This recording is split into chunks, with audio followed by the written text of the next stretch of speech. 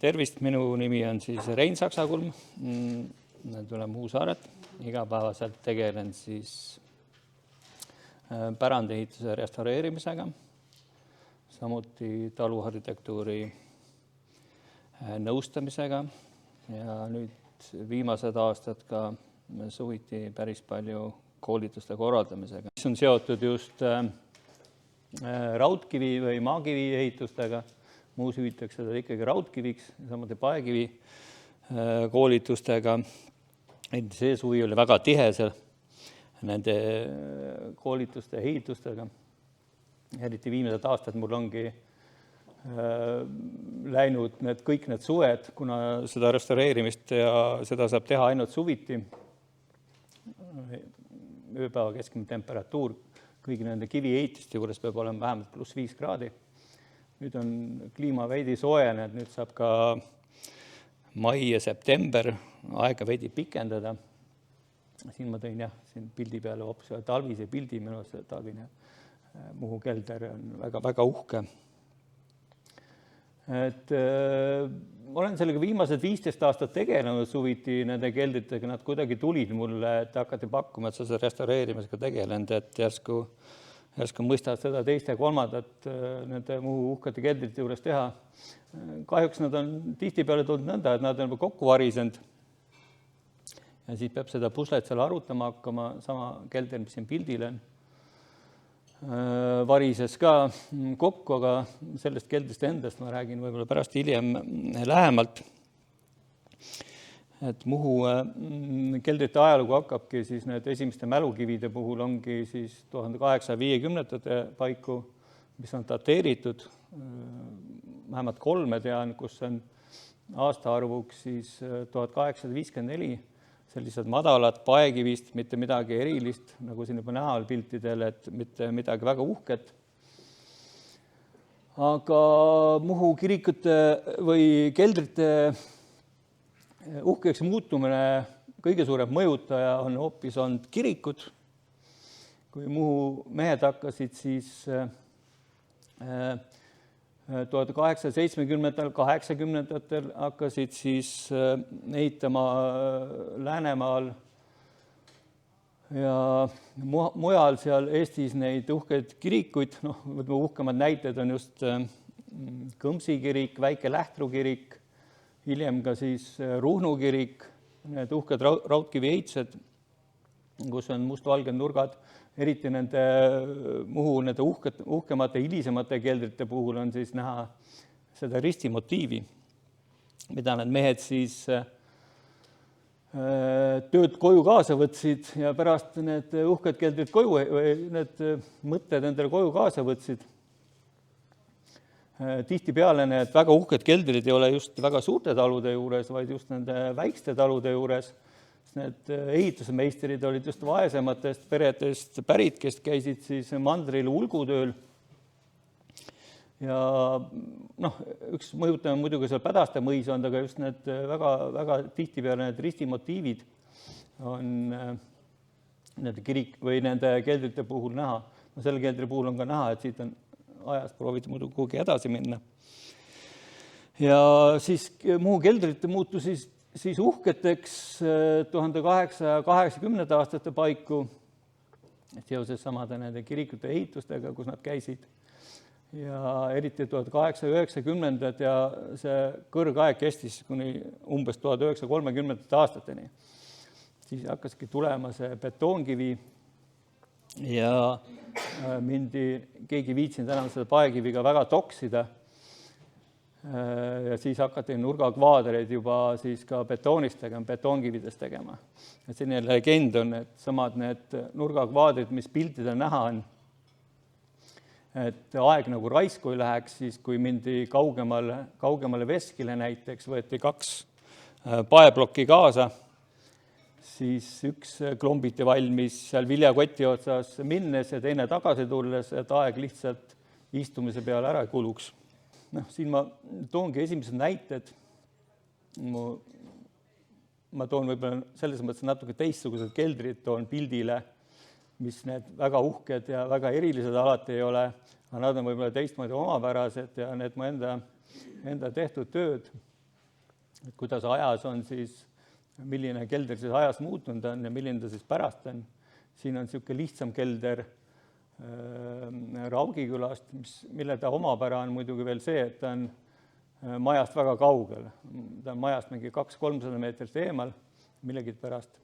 Tal on olnud ajalooliselt ka siis rookatus peal, seal on veidi roogu veel näha.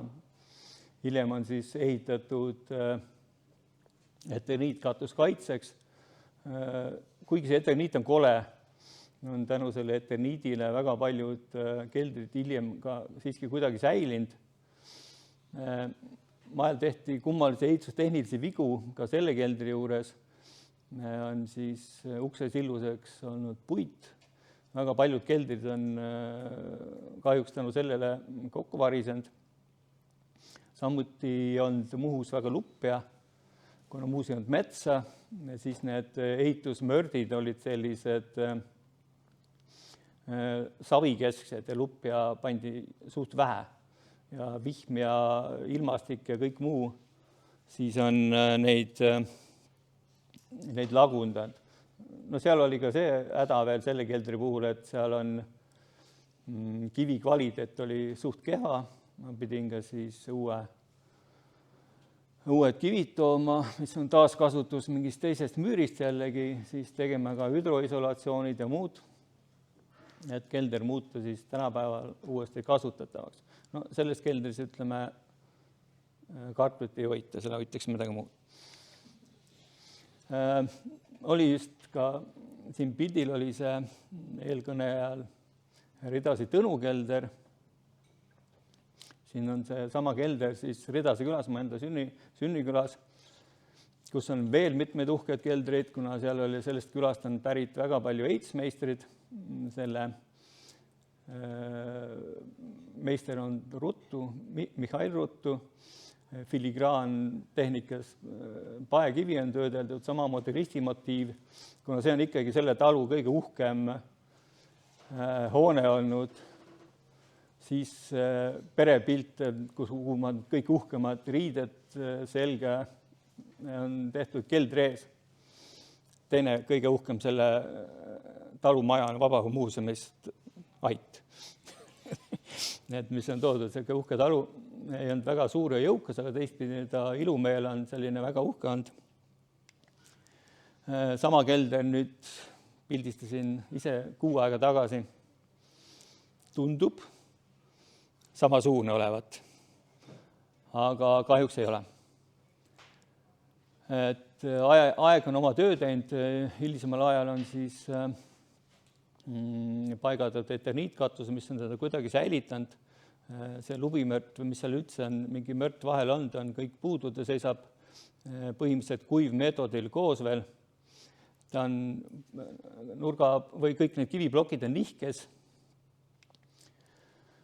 Ta seisavad, siin on näha, et vuugid on tühjad, aeg on oma töö teinud selles mõttes ja kahjuks aja küsimus, mille ta kokku variseb.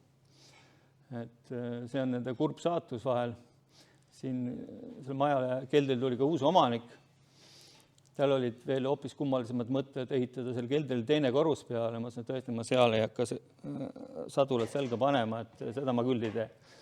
Et ennem varisegu kokku, aga sellisele hoonele nagu ta eeldaks ikkagi väga põhjalikku lahtivõtmist ja uuesti tegemist. Et see on kahjuks paljude keldrite saatus on neid Muhu keldrid, nagu kui need talud samas on ära kadunud, siis need keldrikünkad on vahel ikkagi kusagil näha. Aga ma loodan, et äkki kunagi saab selle korda teha. Aga keldritel on vahel hoopis huvitavamad lood. Et mul on siin nüüd on paari viimase aasta jooksul 2 põhikooli õpilaste loovtööd, mis põhikooli õpilased on võtnud enda loovtööks siis keldri restaureerimise. Siin on üks nendest Suuremõisa Kõue, kus muidugi pereisa oli ka abiks, aga müts maha. Üks oli Muhu poiss ja teine on siis Muhus Rannaküla Vesijaalt, kus Tallinna poiss võttis samuti enda põhikooli loovtööks siis keldri restaureerimise. et samas see kelder on jälle teistpidi või kolmandpidi veel huvitavam. Et siin selle foto peal ei ole võib-olla väga hästi näha, et ta on kummaline sisemine struktuur, kuigi seal hoitakse tuhleid muu keeles ka edasi, et kelder on ümmargune. Miks ta ümmargune on? Et algselt hakkas vanaperemees ehitama hoopis kaevu, tegi 2 meetrit kaevu valmis ja siis mõte muutus. Kaev tehti 10 meetrit kõrvale, tehti selle kaevule siis esik ette, fassaad ette ja siis kaevus sai hoopis kelder. Et selline väga huvitav taaskasutus. Kas see on siis veesoone peal? Ma ei tea, miks ta selle seal... No seal peres on üldse, seal on üks Muhu laulumemm, see sama peremehe abigaasa, kes elus esimest korda haiglasse viidi ja siis 3 korda tal päevas seal süüa anti, siis ta õhtul ütles, ma tahaks näha, kaua see pidusi kestab.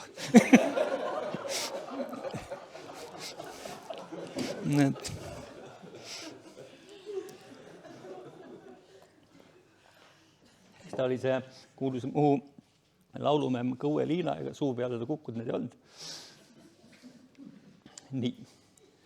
Et siin on restaureeritud Koguva Kopli. Kogu on selles mõttes huvitav, ta on väga uhke ja rikas ja väga omapärane küla, aga keldrid seal väga uhked samas ei ole. Et need Koguva, kuna nad pidasid ennast teistest ikkagi paremaks, siis nad ei käinud ulgutööl kui sellisel, et nad elasid oma majapidamistes seal ja siis nad tegid enda keldrid nagu nemad oskasid. Nad nii omapärased väga uhked pole. Kuna see on muinsuskaitsealune kelder, siis ma ei saanud seal väga oma loominguga tegeleda. Pidin ta taastama, ta oli ka väga halvas seisus, see kelder, kuhu ma nende keldritega vahel ongi see häda, et ma jõuan siis keldriteni siis, kui nad on juba mingis varisemis olukorras. Siin on see keldri tagumine küll kamber, mis tundub normaalne, aga esimene esik seal siis oli paeplaatides suurtest 1,5 meetrit korda 1,5 meetrit paeplaadid, kus ajalooliselt on ka pandud üks metalltala ja need olid siis pooleks. Ja siis ma ei saanudki sinna keldrisse muidu kõigepealt sisse minna, ma pidin ta pealtpoolt lahti kaevama, tegelema siis seal, ma ei saanud seestpoolt läheneda, ma pidin pealtpoolt lähenema, ta keldri kõik lahti võtma pealtpoolt ja siis ta uuesti kokku panema, uued paeplaadid leidma, nende paeplaatide, suurte paeplaatide selliste, mis ajas säiliksid, nende leidmine on ka vahel keeruline. Aga sinna sai leitud, siis sai ka paigaldatud hüdroisolatsioonid, et ta kaasajastada. Nii, ennem juba eelmise eeskõnelejal oli ka sama pilt Igaküla Neojaani, teil on Neojaagu millegi pärast, ma arvan, et on Neojaani, no vahet pole.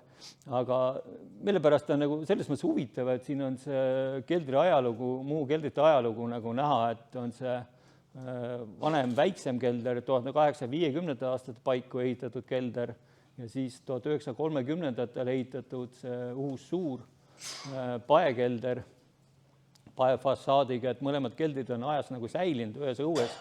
See väga tavapärane pole, et kuigi see väike kelder seal tahaks nagu ka ajas oma uut kätt saada, aga eks sinna ka kunagi keegi jõuab.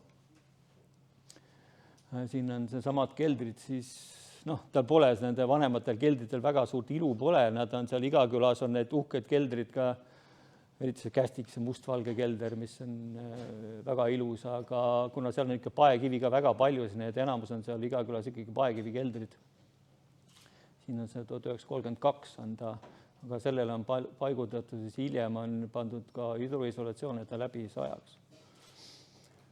Seal samas naabertarus on väike omapärane, samamoodi algselt vana kelder, mis on ajas siis mitu muutust läbi teinud.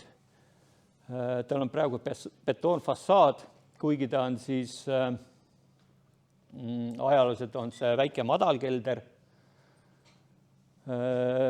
Aga nähtavasti kelder on ajas kokku varisenud Eesti Vabariigi ajal ja siis on talle valatud betoonlagi, mis on ka juba mõrane, et seal külje pealt on võib-olla näha neil, et tal on see võlvlagi olnud. Ta on mingi ehitustehniline defekt on juhtunud ja ta on ära varisenud, mis 30-ndatel on uus lagi peale tehtud. Aga ta on, ma need Kalamaja keldrid siin natuke näid, et ehitustehniliselt ta on siis samamoodi valatud nagu 30-ndatel valati, olid pikad raudtalad, aga vahepeal mingid riste ei pandud ja siis nad vajuvad siis ikkagi teistpidi jälle lõhki. Ja ma toestasin siis perenaise meelerahuks ta veidi ära, kuigi see on ka väga madal kelder, ma arvan, seest 1,30 m või kuidagi nii. Selle samal keldril oli ka siis ära varisenud siis välimine kiht, siin ongi näha, et tavaline kelder siis koosneb tegelikult 2 kehandist. On välimine muldkehand või võlvkehand ja siis välimine kehand. Siin nendele keldritele ei saa läheneda alati tehnikaga, sest ühte juhust ma tean, kus inimene hakkas kodus ise siin muus keldrit taastama ja ta võttis selle külgmise kehandi kopaga puhtaks, ei viitsinud käsitsi teha ja kelder, kopa läks vastu võlvistiku ja kelder varises täielikult kokku. Ja seda keldrit kahjuks enam pole. Siin ma olen siis lappisin samadest kividest, mis seal talu ümber või seal keldri ümber olid. Lappisin siis uue müüristiku ka sellisel kuivmetodil. Ja see on selline lihtsamat tüüpi muu keldri. Vahel see lihtsuses on ka see võlu.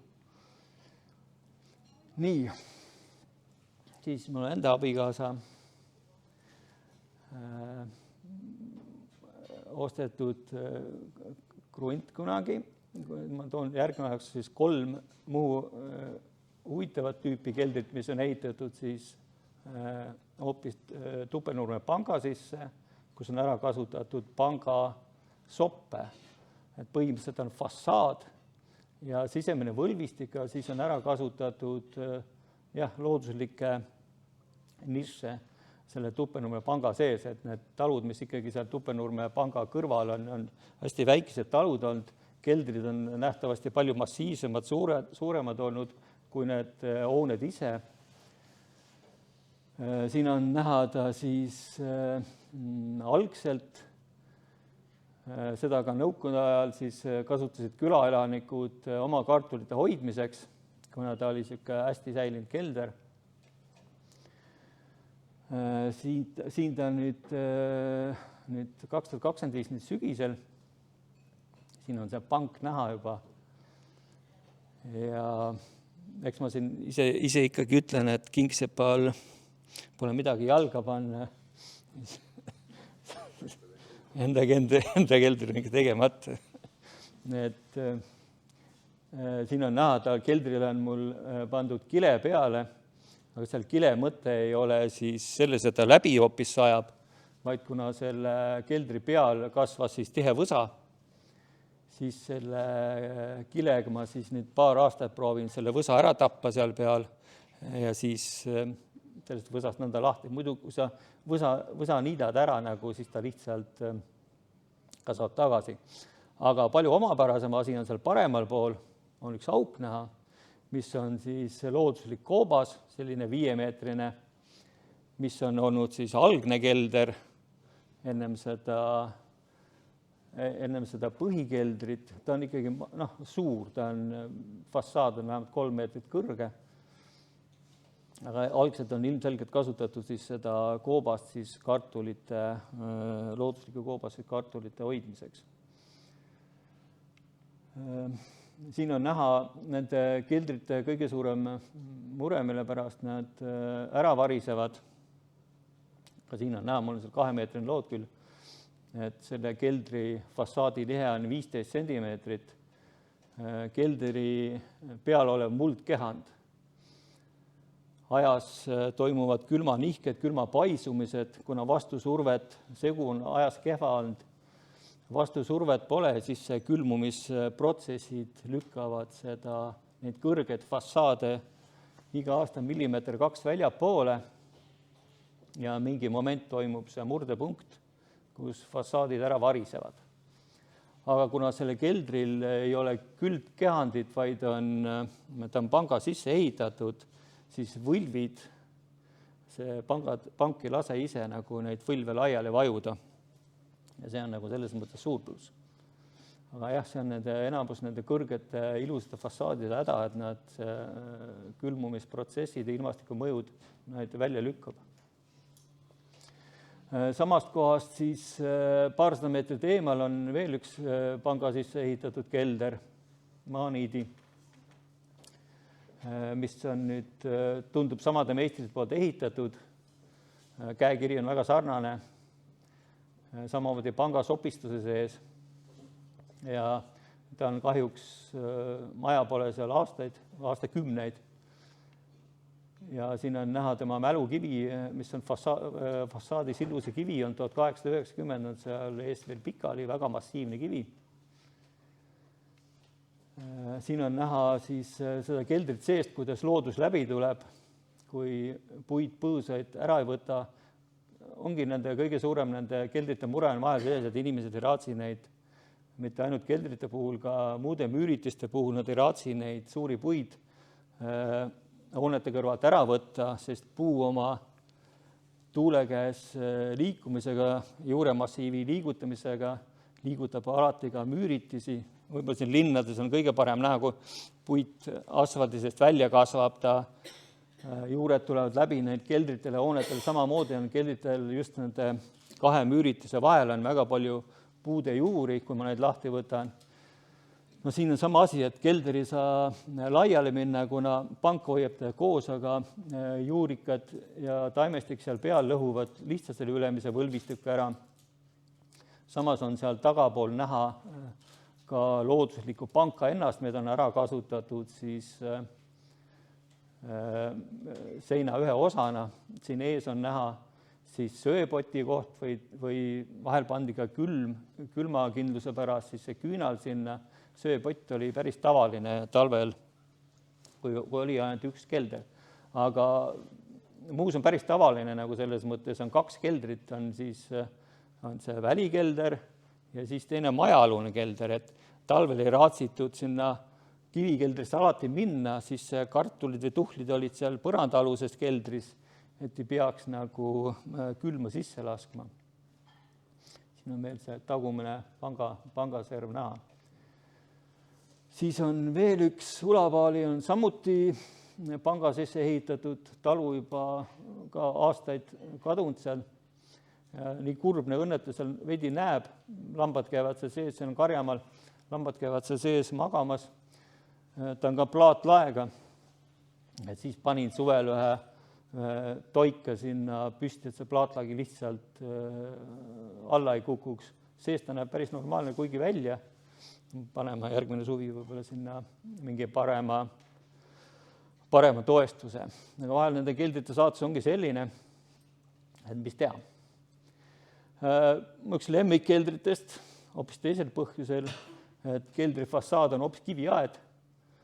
Ta on põhimõtteliselt kiviaiaga tasa, üks Suuremõisa külakelder, kus ta on kiviaia üks osa, et ei ole proovitud, vaid kiviaia eest on veidi siis sügavamaks kaevatud ja siis ta on selline uhke väike minimalistlik nagu vana kelder, aga ta oma lihtsuses ongi väga ilus. Keldrid hoopis teisest muinasjutust muust. Kahjuks seda keldrit millegi pärast ei ole väga pildil olnud, väga ebatavaline ümar kelder muus, et muidu need Muhu keldrid on sakilised ühte ja teistpidi ja täiesti ebatavaliselt ümar kelder, väga filigraanne töö, nii see raudkivitöö kui see paekivitöö, seal kõrval on siis veel selle talu üks kõrvaloone 20 meetrit pikk, mis on ka tahutud paeplokkidest täis filigraanis, et talu, kus on olnud väga kõvad kivimeistrid, et miks nad just ümara teinud on, et ei oska isegi öelda. Siin on siis profiilis, et ehitustehniliselt on veel pealt hästi ära kaetud, et vesi voolaks sinnapoole ja teisele poole. kelder on suhteliselt hästi säilinud, võib-olla ajast võiks veidi vuukida. Ja üks ta murekoht on seal, üks väga suur puu on seal keldri teises osas muidugi, aga eks leiab ajas lahenduse, et ta vähemalt on väga hästi ehitatud, väga hästi säilinud kelder. Ja siin mu megaprojekt, kelder, mida ma olen siin aastaid teinud ka Ridase külas, selle keldri omanik ja ehitusmeister on olnud siis Timofei Ling, kes oli siis 1880-ndatel Kõmsi kiriku töödejuhataja ja siis ehitas endale koju uhke keldri. Aga nagu näha, ajas on igavene kõva jama juhtunud. Et kelder on siin, eks ta on ära varisenud, see fassaad, naabrid seda seal kasutasid ja fassaad on siis asendatud telliskividega, siis need ristid on seguga plökerdatud seal kokku. Selle ukse tegin mina seal hiljem muidugi, aga siis mina tegin siis algselt vähegi teda kuidagi hoida, tegin siis katuse ajutise ja siis selle ukse ette. Küljed on täielikult ära varisenud, puudu. Ja siis Vabahu muuseumi giidijal veidi siis tegime koolituse, nummerdasime siis kõik kivid ära, eemaldasime need silikaadid, kuna ta oli ka väga viltu vajunud, siis tuli ta põhjani lahti võtta, paigaldada siis ka uus monoliit vundament, et ta ajas ei toimuks neid külmakerked nihkeid. Need lauad seal augu vahel on siis hoopis sellepärast, et prahti kukuks keldri.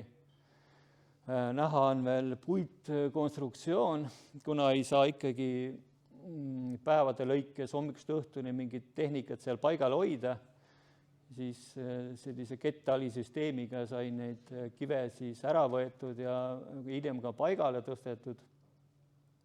Siin on näha see keldri hingeelu nagu seestpoolt veidi. Siin siis otsisime kõik kivid üles, mis võiksid olla kuulunud seal keldri hulka või keldri juurde. Nii tükid, jupid, kõik, mis seal kiviaedades ümberskonnas, mis võisid näida, et nad võisid kuuluda selle keldri hulka ja keldri juurde, sai sinna laiali toodud. Samamoodi see raudkiviristid, see kõik lahti võetud, kuna nad tsemendiga olid plökerdatud, siis sai nad kõik ära puhastatud, pestud, paekivi saab küll veel survepesuriga puhtaks, aga raudkivis ei saa, neid tuleb siis füüsiliselt töödada ja pärast siis ma olen neid pesnud siis soolappega, et see tsemendisoolad sealt seest kätte saada. Üks tsement on, üks on alusena, teine appeline ja siis nende koostöös saab siis need raudkivid puhtaks. Siin on siis keldrikroon, mis õnnestus kokku panna, kuna ühtegi fotot polnud säilinud, siis ei teadnud ka, milline täpselt nagu on algselt olnud, seal osad kivid on ka katki, need sai siis hiljem kokku liimitud. Siin sai siis selline sobitatud seda keldrikrooni, kuidas ta võiks välja näha. Kõige huvitavam on see, et need keldrikroonid on muus ühtepidi suht sarnased, aga teistpidi on ka nende samade talude riidekappide kroonid on täpselt samasugused, kui nende keldri, selle sama talu riidekapi kroon on täpselt samasugune, kui on selle keldri pealmine kroon. Siin on siis juba saanud, siin see talisüsteem on võib-olla paremini näha, on saanud need kivid siis esialgselt kõik paika, mis sai sealt leitud, paar kivi jäi puudu, pidi paar uut kivi tegema, aga üldjoontes on ta seal peaaegu koos. Siin on ta nüüd mul see aasta tehtud foto, kus siis ma olen teinud ka siis selle vasaku külje, mille kivid olid puudu. ma olen iga aasta teinud seal mingi sektori, siis üks aasta fassaad, üks aasta üks külg, üks aasta katus, üks aasta uks, üks aasta parem külg, see aasta siis ma tegin parema külje ja siis perenaisega on siis nüüd võib-olla järgmise aastaks jõuame selleni, et võtame selle Eternit katuse sealt ka maha ja siis tuleb sinna mätas katus, nagu ta algselt on seal olnud. See domineerib liiga palju, see kole Eterniit seal. Siis mul selle aasta suur projekt, üks Muhu uhkematest keldritest, ta on tegelikult duubelkelder. Teine täpselt samasugune on tal siin kõrval, aastaarv 1854. Kelder ise ongi 1854 ehitatud, kuigi see on täielik ümberehitus, siin kõrval olev hoone on ka uksefassaadid, sillused, selle Kallaste Anduväljal on kõik samas stiilis tehtud, väga ilus kivitöö, paekivitöö, filigraanis kuivalt lapitud kivid, eks ta nähtavasti ajas. Teine kelder seal kõrval on 1885, siis nähtavasti 1885 on võetud ette suuremad kivitööd, siis vana kelder on viidud siis uuega samasse stiili, sama fassaadi alla kõik, aga mul töö hakkas seal juba ikkagi tegelikult paar aastat varem, seal oli siis 2 muret korraga. Et seal ka võlv hakkas läbi kukkuma, siis ma 2 aastat tagasi kõigepealt fikseerisin siis eestpoolt võlvid ära, et ta sisse ei kukuks, seda mulla ja seda kiviprahti on väga, väga tüütu eemaldada, fikseerisin ta seest, toestasin ära ja siis see aasta siis suvel jõudsime nii kaugele, et võtsin selle fassaadi, nii fassaadi lahti, kui siis ka sealt on näha, kivid on välja kukkunud, seal on näha järgmise keldri üleminek, uuele üleminek, kus on selline viltune kivimüüritis, mis on ka 17 sentimeetrit välja vajunud. Nende häda ongi see, et nende 2 keldrite vahe toimub niinimetatud maalihe, seal on hästi palju pinnast, sein ei ole väga tugevasti seotud ja siis samamoodi vihm, lumi ja kõik need lõhuvad just need ka keskmised müürid ära.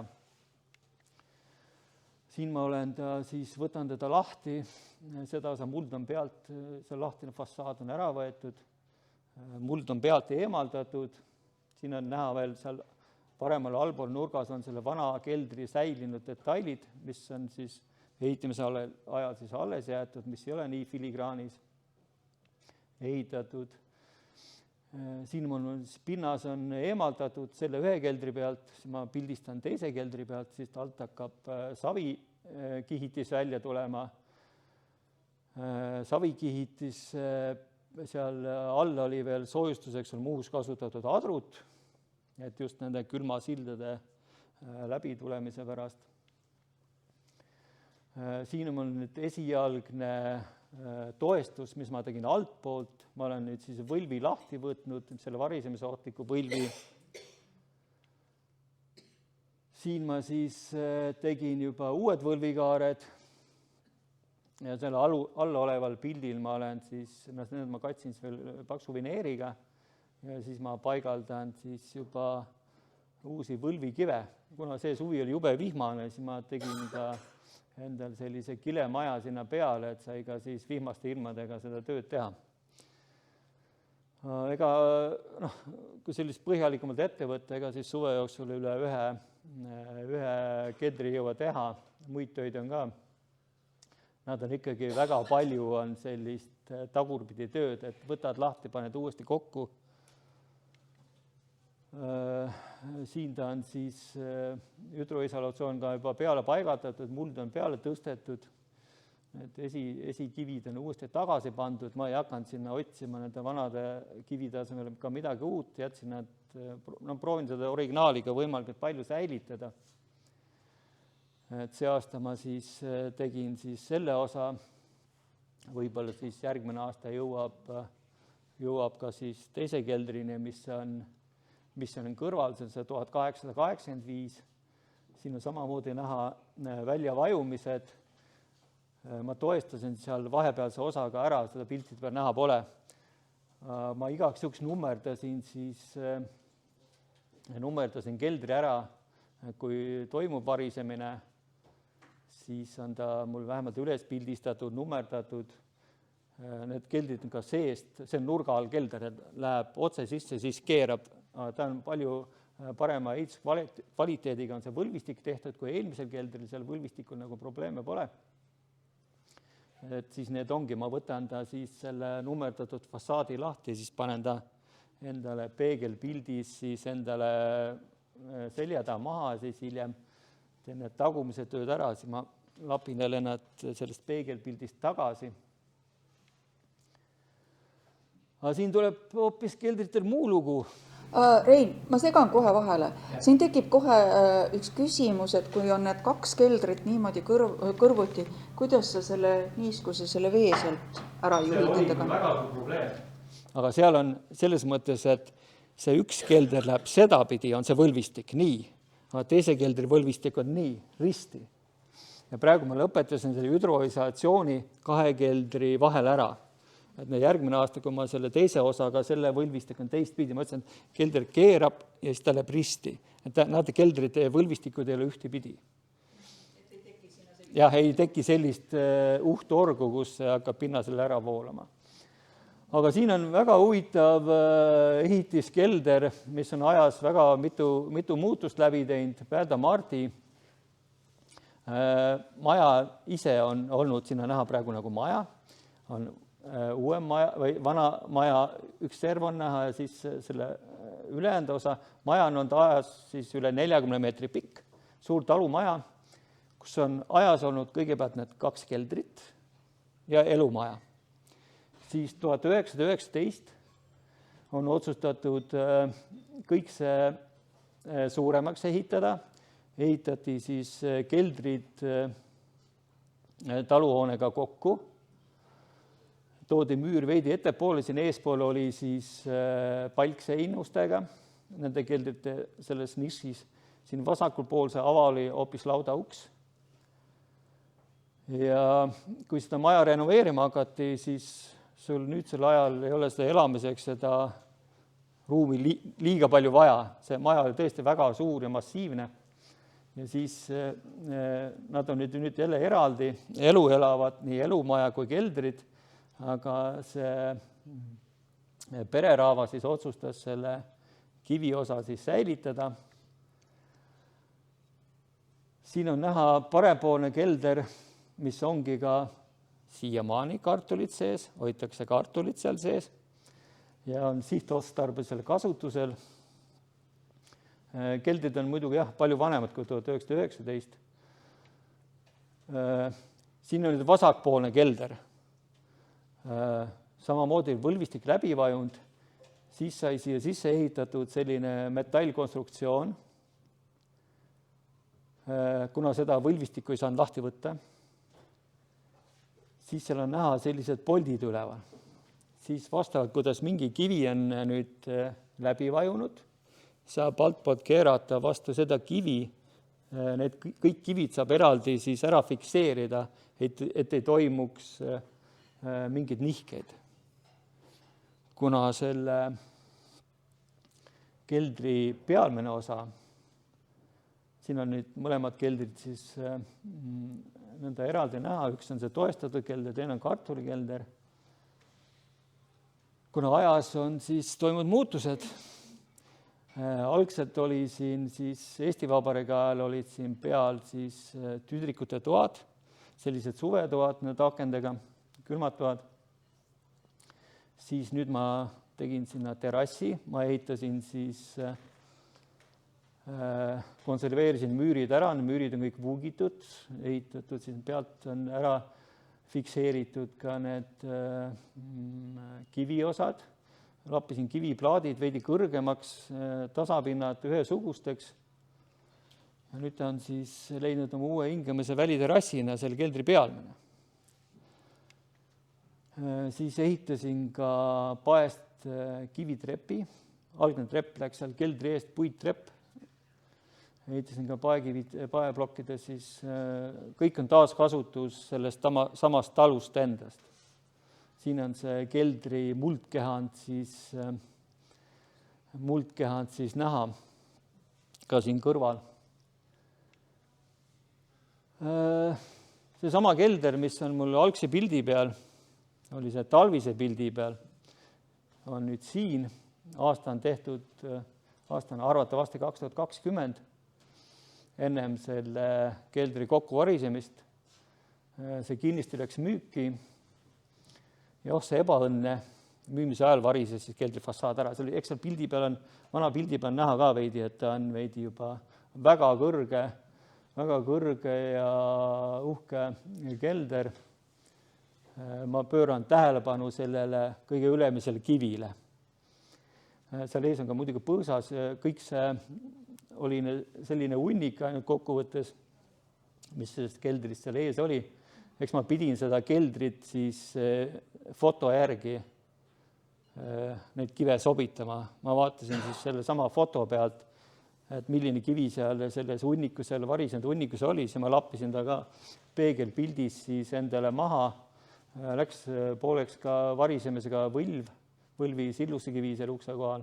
Selle pidin siis uuesti kokku liimima. Eks teda on ka nõukogude ajal on siis sealt sementseguga on paigatud.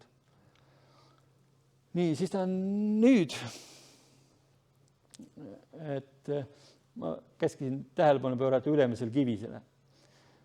See eelmine peremees ütles, et seda ülemist kivi tagasi ei pane, talle lihtsalt ei meeldi see. Ma ei tea, miks. Ma ei tea, miks tal see ei meeldinud. No, tundub nagu lõpetamata töö minu enda jaoks ka, siis ma proovisin vaielda, aga mis sa siin ikka vaidled. Ja see kivi on seal kõrval praegu. See maja osteti nüüd ära, seal on uus pererahvas ja neil pole nüüd selle vastu midagi, et ma selle kivi nüüd sinna tagasi tõstan. Selles mõttes ta jääb nagu midagi puudu, vaatad seda kahte keldrit ja midagi nagu kõvasti puudu.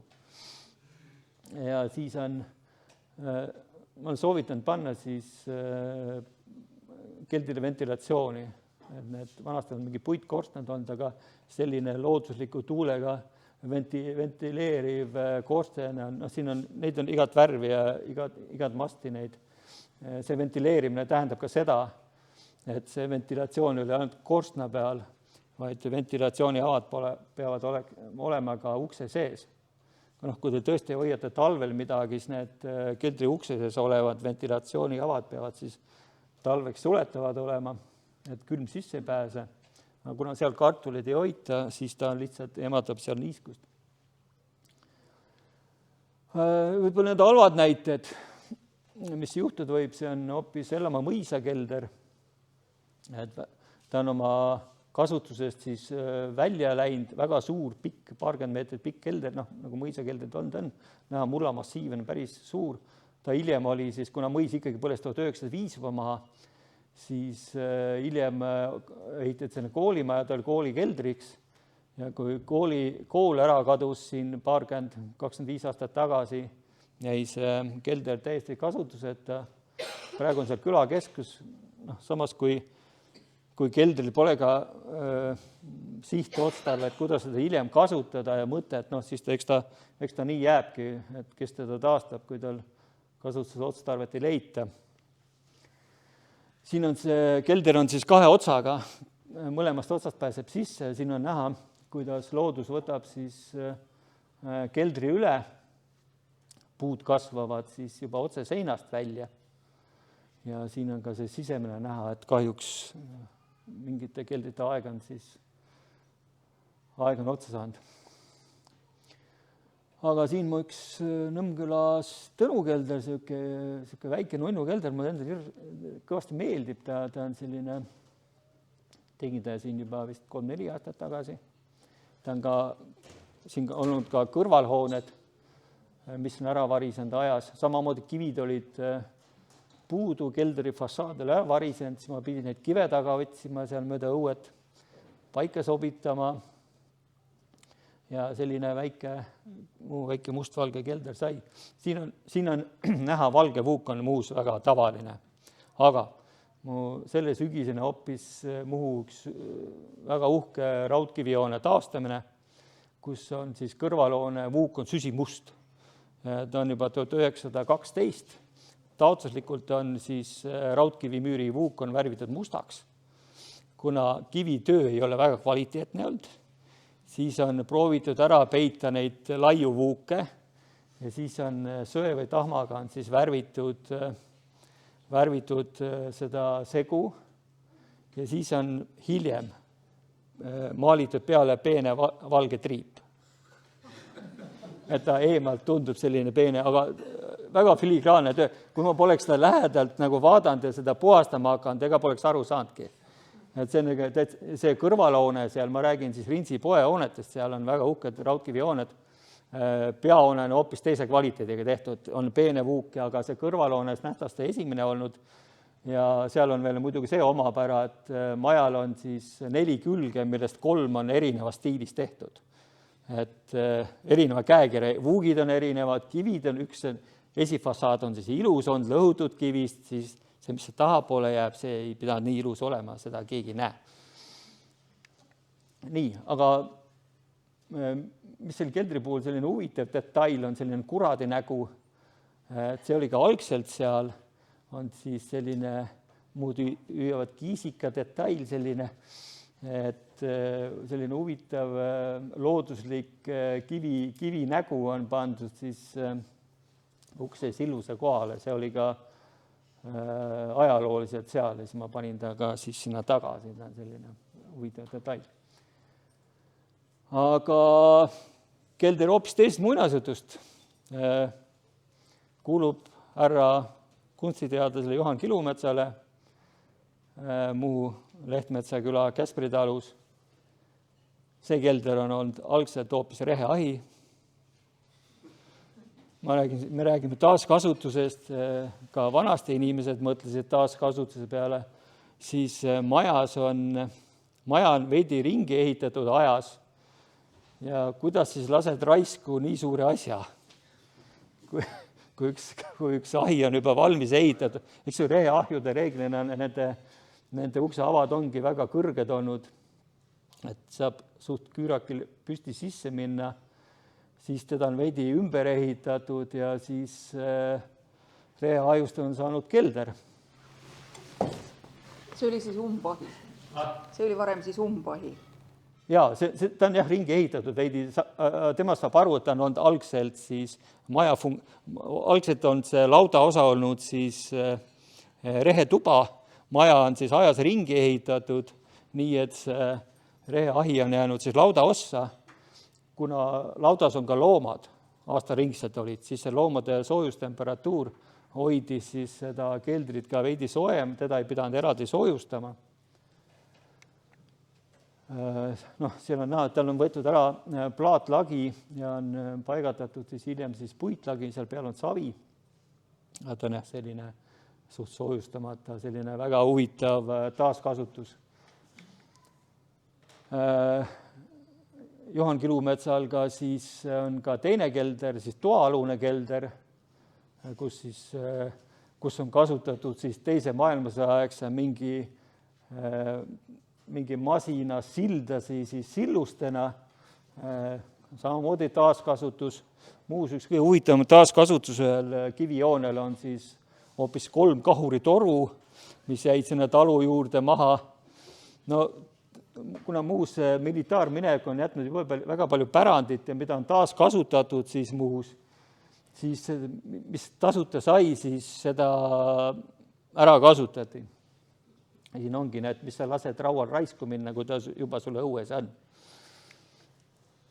Ka Ellamaal üks teine kelder, mis on saanud nähtavasti mõjutusi siis sellest samast mõisakeldrist, et on üks uks avaneb ühe taluõue ja teine uks avaneb teise taluõue. Et naabrid on nähtavasti omavahel hästi läbi saanud, on ehitanud ühe keldri kahe peale, et mõlemad pääsevad siis oma õuest oma keldrisse. Et selline väga pikk ja selline huvitava looga kelder. Siin on näha üks Vanamõisa Matsilaasul on olnud samamoodi siis 2 keldrit, siis, kus on olnud ka vahepeal siis kivirinnatis, aga siis nõukogude ajal siis külmakindluse suurendamiseks, et külm läbi tuleks, kuhjati väga palju mulda, mis siis vihmade külma märjaga muutus väga püdelaks ja siis varistas ära ka selle esifassaadi. Ma ise olen, kui ma siis olen neid muldkatuseid taastanud seal algselt ennem kui muru läbi kasvab, ma olen pannud ka siis näiteks, kui lihtsalt mätast peale ei tule, ma olen pannud kalavõrgu ja siis kalavõrk takistab selle vihmaveel ja sellel pinnas ära voolamist. Siin on üks ilus lahendus Naminammas, väga ilus kelder on ka muidugi, aga ma tegin siis hoopis sellest mingi ronitaim on seal keldri peal ja näeb siuke suht tagasihoidlik ja siuke väga ilus, just oma tagasihoidlikkuses sellises, seal pole väga palju värvilisi tutte püsti. Nojah, mu enda lemmik teo. Selle keldri pilt oli siin varemalt ka, eks ta varises siin samamoodi kokku. Ma ei saanud siis, mul ei olnud sellest keldrist, seda päris palju eksponeeritud muidugi selle keldri pilti. Maksim Mägi on ta meister olnud, kui ta ära varises, mul nüüd isegi ühtegi fotot siis.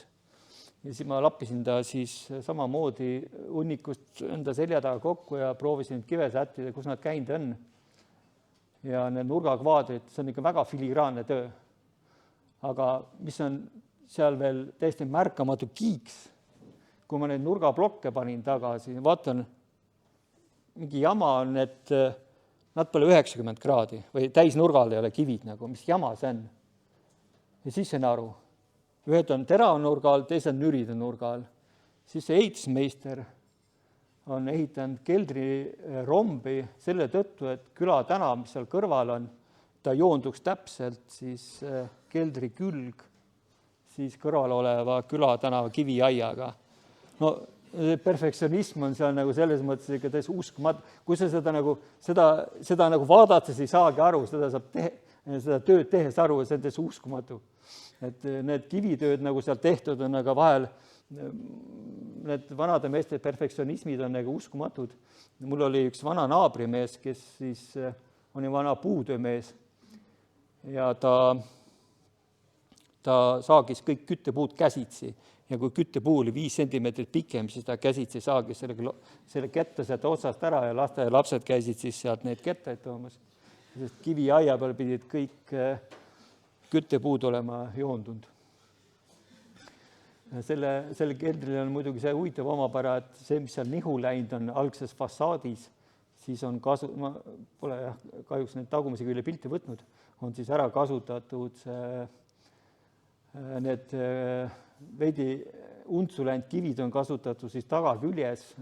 Tagakülg on samamoodi ilus, aga seal on veidi sellised defektiga kivid on siis taha seina läinud. Aga samamoodi ootab enda uut katus sinna peale, see kilekatus on hulka aega, et ma jõudsin sinna taha juba tegelikult ühe palkmaja ka ehitada. Et aga nii ta on. Muidugi selle keldri see võlvistik, kuidas võlvistik on tehtud, on väga filigraanne. Seal näha, et ta on ikka osanud teha. Mitte ainult see võlvistik, vaid seal on ka keldris on 2-kordne sein, kus on siis ventilatsiooniavad, et ei tekiks otseselt külma silda seal, et kivimüür oleks sees ventileeritav just selle talvepakase vastu. Ja siin minu lõpulause, väga tore lause, nagu ma võtaks selle viimase sõna ära, paneks sinna keldri ja siis ülejäänud mõte jääks kõik samaks. Aga ma tänan teid.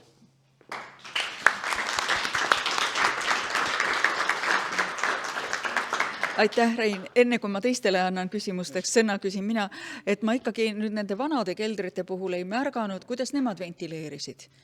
Nad ei ventileerinud. Tähendab, selles mõttes on ventileeritud, et kõigil on siis reeglina keldri tagaotsas on ikkagi ventilatsiooni avanud. Nende ventilatsiooni korstnad on ikkagi 90%, osadel ei ole. Aga need, mis on just sinna panga sisse tehtud näiteks? Samamoodi on ventilatsiooni avad olemas. Ja nad on kõik on ikkagi korstnad on peal. Nad on ajas ära kadunud võib-olla, aga ma olen soovinud neid minna, et neil pole korstnad, aga ma mingi taha otsa vaadake üles. et reeglina on ventilatsiooni need koosned olemas. Aga keldrid on enamasti kas paepinnas või paeplaatidest laotud või on savi või kuidas seal on? Tõesti erinevad, see on need pangapealsed muidugi paepealsed, aga nende keldritel, mis on selline huvitav omapära, on veel, neil tuleb reeglina, kui keldrit restaureerima hakkad, tuleb eest muldkehand ära viia, sellepärast, et kartulid on 100 aastat edasi-tagasi veetud ja see muld jääb reeglina siis selle keldri ette. Siis ajast ta kasvab ja siis need keldri need fassaadid hakkavad ära kaduma, et ma olen soovitan nagu siis ka selle mulla ära eemaldada. Huvitav omapära on just nende teistsugused katused, mis tulevad peale, ütleme kas laudkatused või kivi või ükskõik mis. Et kui on mätas katus olnud, siis mätas katus ajutab vee ära. Kui sa tekib katuse räästas, siis vihm jookseb keldri seina ääres ühte kohta ja kui on väga kõvad vihmad, ma olen märganud mitmes kohas hakkab see vihmavesi siis tulema keldrist sisse. Just, et peaks keldri nende katustele panema vihmavereeni. Aga minu poolt viimane küsimus veel. Ma küsin ühe küsimuse veel ära. Sa enne ütlesid, et see mullakiht ei tohiks olla siiski liiga paks seal peal. Kui palju on see optimaalne sinu meelest? Ma olen, ütleme, see külmumispiir on ilmastikul siin, nendes tingimustes on ka näiteks veeturud pool 80 sentimeetrit. No üle selle pole mõtet minna. See külmumispunkt on siin selles kliimas, kliima on veidi soojemaks ka läinud, on reeglina 80 sentimeetrit, üle selle pole mõtet minna. Ja vähem pole ka mõtet panna. Vähem pole mõtet ka panna, jah. Küsin ühe niisuguse asja, et kui sa oled neid lahti võtnud, et põhiline küsimus alati on see, et kuidas vett pidama saada. Et kui paks või savikiht seal peal peaks olema? Ma ei panegi, savi ma panen, jah, selles mõttes, et ma vanasti pandi, ma tasandan selle võlvi peal see kihi siis savi või liivaga ära, ma selle peale panen siis, ütleme eesti keeles, see pole küll tõrvapapp, aga on ka nüüdsed uued materjalid ja ma olen paigaldanud siis selle keevitatava tõrvapapi, ütleme eesti keeles, siis selle peale panen geotekstiili, et ta muutuks karedaks, siis selle geotekstiili peale panen siis paar sentimeetrit ventileerivat killustikku, siis panen uuesti geotekstiili ja sinna peale tuleb muld. Ja see üleliigne muld või see vesi, mis siis tuleb, see ventileerib see killustik ja kiht seal vahelt ära. Seal ma juhin nagu selle siis juba selle võlvide pealt selle vee eraldi ära. Mul pole otse küsimust, aga ma tahtsin kommenteerida paari asja, et see oli hästi huvitav, hästi hariv see ettekanne praegu. Ja et Väike-Rahula külas on terve küla on neid suuri keldreid täis ja ma kujutasin siis ette, kuidas need raudkivid sõidavad siis veskile ja tagasi kogu aeg. Ja siis seal on nii ja naa, et paekivisid sõidutati, okei. Ja siis see kaev, ma tean seal talu selles Väike-Rahulas, mis on terve talu, kõik hooned, kõik on siis veesoonte järgi paika pandud. Ja see, kes seda kaevu ehitas ja keldri tegi, see võis olla siis nagu selle veesoone põhjuseks. Et veesoone pärast ta juba tegi. Et seal tundub, et seal kantis on selline komme, see veesooni arvestada. Kombed on erinevad, käekirjad on erinevad, mõtted on erinevad olnud. Ma tahan võib-olla, see Muhu meeste see mustvalge on väga selline nähtav, et kaks asja, mis siin ajas on see Muhu naiste käsitöö ja Muhu meeste kivitöö, et ma loodan, et tulevikus jõuavad mõlemad siis ka Eesti vaimse pärandi nimekirja. Aga suur aitäh sulle!